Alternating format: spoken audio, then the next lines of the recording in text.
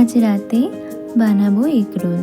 তো তার জন্য আগে আমি ময়দাটা মেখে নেব অল্প একটু তেল আর গরম জল দিয়ে।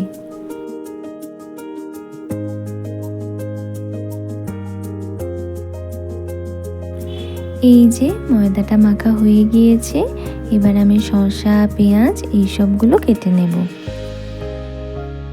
তো সব কেটে রেডি করে নিয়েছি, এবার আমি রুটিটা বানিয়ে নেব।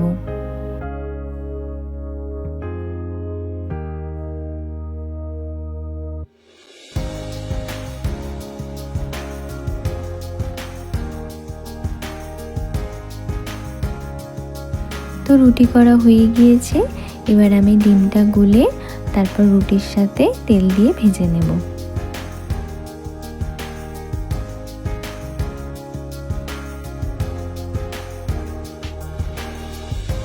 তো আমি সবকটা রুটি এইভাবে ভেজে নিয়েছি, এবার আমি একটা একটা করে রোল বানিয়ে নেব। আর আমি এতে একটু মেয়োনিজও দিয়েছি, আর দিয়েছি শসা পেঁয়াজ কাঁচা লঙ্কা বিট নুন চাট মশলা আর লেবুর রস।